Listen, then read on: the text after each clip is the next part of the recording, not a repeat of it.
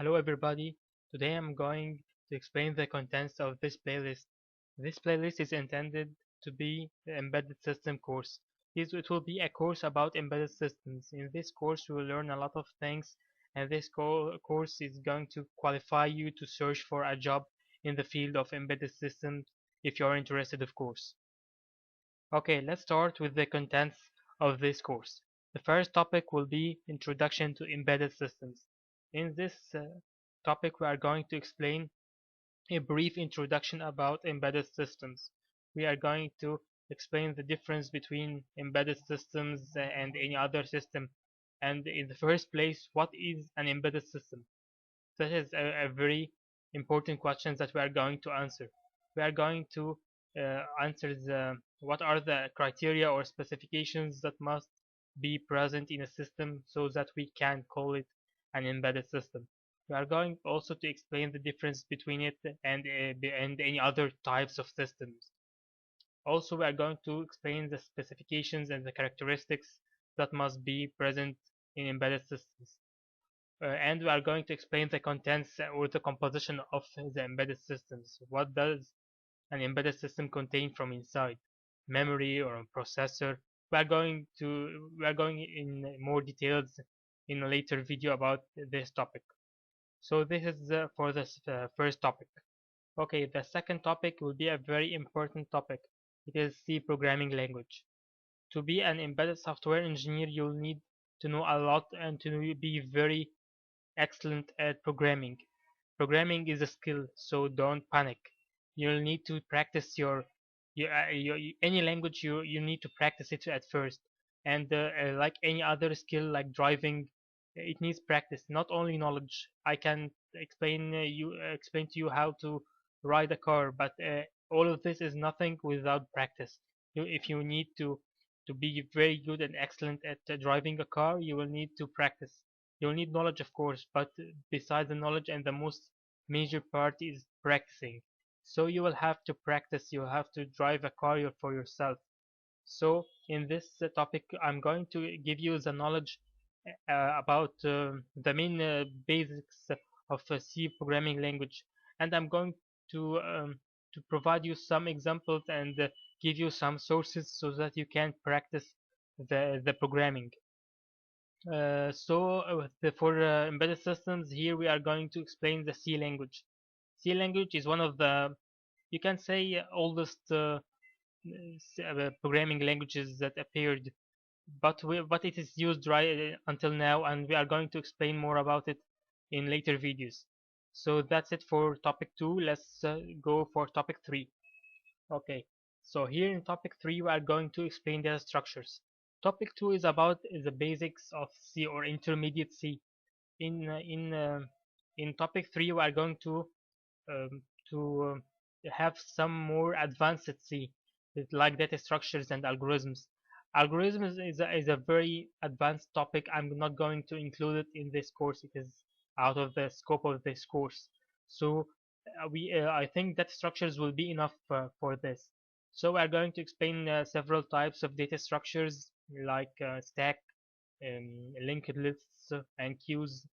We are going to explain these and give some examples and some practical examples about data structures.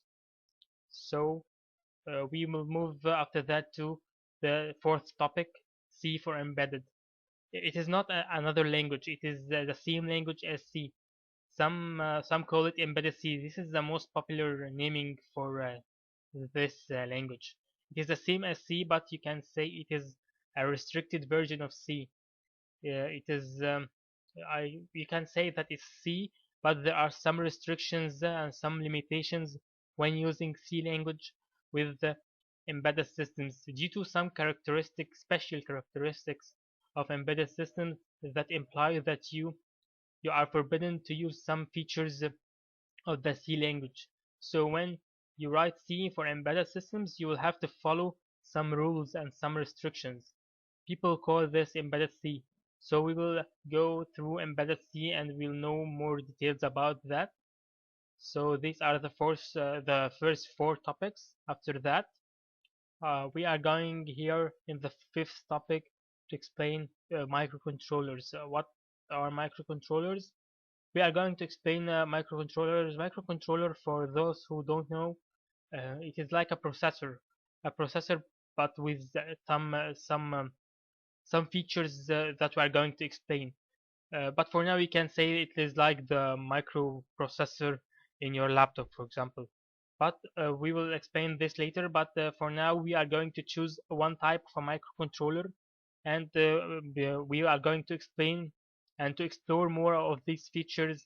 The most important part in this topic is that you need to learn how to read a data sheet. A data sheet contains it is like the documentation and explanation of what is there inside this chip, inside this microcontroller. So we are going to I'm going to teach you how to get the information you need from a data sheet. A lot of people panic when they hear the word data sheet. Uh, it is not frightening or something, but you need to learn how to get the information. There are a lot of information inside the datasheet. If you don't know what are you searching for, you will get lost and you'll get frustrated really because it contains a lot and a lot of information. So first you need to define the information you need, and we will get it together from the datasheet. So in this part, we are going to explain the microcontrollers, and in the next topic, we are going to explain about the features that the microcontroller support also from the datasheet. We will try to link everything we learn to the datasheet because it is a very important part in a successful engineer is to know first what are the information needed and what are the features that this chip you have in your hand support, and try to link every knowledge you learn with the data sheet and try to practice by making a practical example using the feature you are trying to use. So we are going to try to link two microcontrollers with each other using some protocols, some communication protocols like UART and SPI. And we are going to use some peripherals. We are going to use, for example, analog to digital converter, the ADC, and we are going to use timers. We are going to explore more features of a microcontroller. So that's it for these topics until now. After that, we are going to the last topic, RTOS, or a real-time operating system. The real-time operating system, or it is known as RTOS, is a piece of software or a piece of code that is used in special types of embedded systems. Some embedded systems are, you can say, critical or sensitive to time. You need some tasks or some. We will explain later what is a task. But let's say some task or some to do things that needs to be done in certain time or in certain. There are some time constraints regarding this requirement. So you have, for example, you have to do this task in a time from x milliseconds to y milliseconds. So you can say that there are some time constraints in some embedded systems. So we use RTOS so that it will schedule and rearrange the tasks and guarantee that these tasks or these requirements will be met.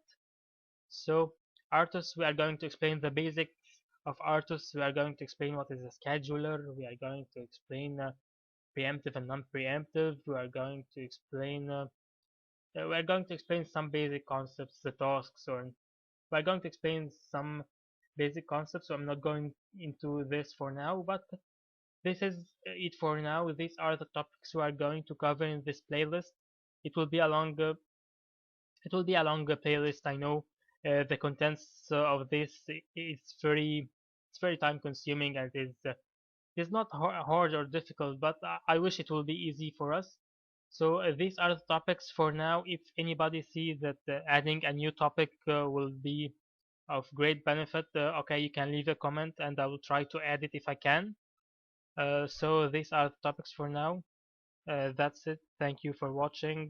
Subscribe for more videos and like the video if you like. Thanks very much.